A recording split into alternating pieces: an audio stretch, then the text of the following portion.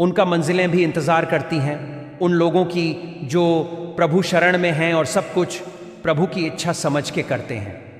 नमस्कार मित्रों, मोटिवेशनल टीके बुक चैनल में आपका स्वागत है।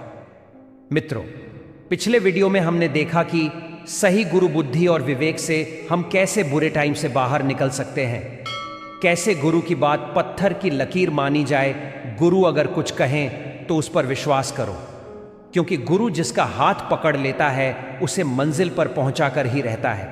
इसलिए जब आपको सही गुरु मिल जाए तब ज्यादा सोचो मत, दिमाग मत लगाओ, क्योंकि जहां तुमने अपने दिमाग को बीच में लाया वहीं से तुम्हारा काम बिगड़ना शुरू हो जाएगा। गुरु की बुद्धि विशेष होती है। वो जो बोलते हैं वो समय और अनुभव से बोलते हैं। जो उस पर चलता है उसका जीवन कभी नीचे नहीं जाता। अब आगे चौथी बात, जीवन का लास्ट सहारा प्रभु के बारे में विस्तार से जानेंगे। वीडियो में बने रहें। मित्रों, इस वीडियो को अंत तक जरूर सुने। आपने इन 3 वीडियो की समरी समझ ली और अपने जीवन में अप्लाई कर ली तो आपका जीवन जीने का नजरिया ही बदल जाएगा। इस बात को और अच्छी से समझाने के लिए चलिए मैं आपको एक कहानी सुनाता हूं।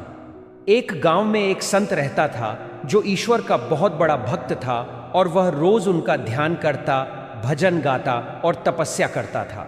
गांव के लोग भी उसे अच्छा मानते थे और उसका सम्मान करते थे। उसका ईश्वर पर अटूट विश्वास था। एक बार गांव में भीषण बाढ़ आ गई। चारों ओर जल ही जल था। जल प्रलय हो गया था। सभी लोग अपनी अपनी जान बचाकर भाग रहे थे। कोई ऊंचे स्थान की ओर भाग रहा था तो कोई गांव छोड़कर ही भाग रहा था। परंतु सभी ने देखा कि संत महाराज अपनी कुटिया के पास पेड़ के नीचे बैठे प्रभु का भजन आय कर रहे हैं। सभी ने उन्हें यह जगह छोड़कर अपने साथ चलने की सलाह दी, परंतु संत ने कहा कि तुम लोग अपनी जान बचाओ, मेरी जान तो ईश्वर बचाएगा। यह सुनकर सभी वहां से चले गए। फिर धीरे धीरे जल का स्तर बढ़ने लगा और पानी संत की कुटिया में घुस गया और संत की कमर तक पानी पहुंच गया। इतने में वहां से एक नाव गुजरी। नाविक ने कहा, महाराज, आप इस नाव पर सवार हो जाइए, मैं आपको सुरक्षित स्थान पर उतार दूंगा। नाविक की बात सुनकर संत महाराज ने कहा कि नहीं, मुझे तुम्हारी सहायता की आवश्यकता नहीं, मुझे तो मेरा ईश्वर बचाएगा।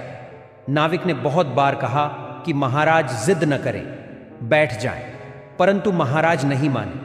उन्हें तो अपने भगवान पर अटूट विश्वास था। नाविक वहां से चुपचाप चला गया।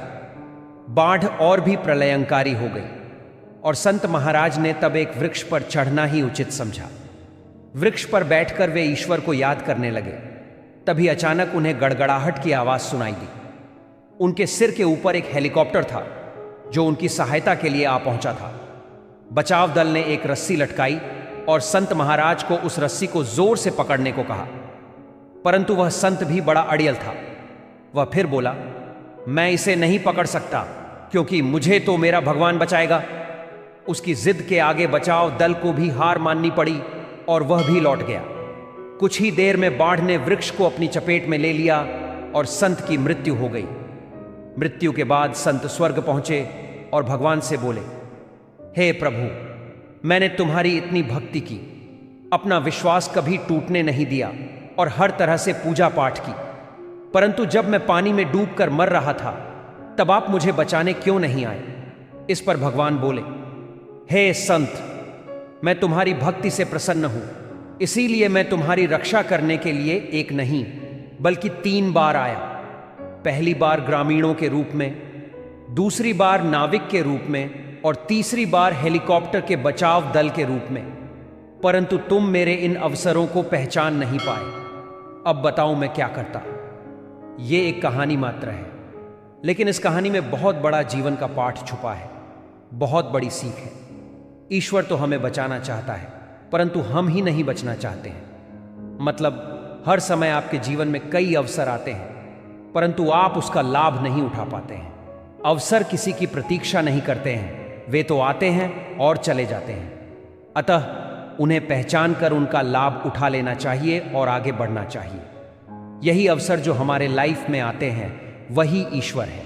इन अवसरों के माध्यम से ईश्वर हमसे कहना चाहते हैं कि इनका लाभ उठाओ और आगे बढ़ो, लेकिन हम अपने अडियल स्वभाव, अपनी पसंद, अपने अहंकार के कारण उन अवसरों को हम देख ही नहीं पाते हैं और ईश्वर को दोष देते रहते हैं। मित्रों, याद रखना, ईश्वर हमारी अवसरों के रूप में मदद करता है। चमत्कारों के इंतजार में न रहें। ईश्वर हमें सीधे आकर नहीं बचाता, बल्कि लोगों, परिस्थितियों और साधनों के माध्यम से मदद करता है। हमें ईश्वर की मदद को पहचानने की समझ होनी चाहिए।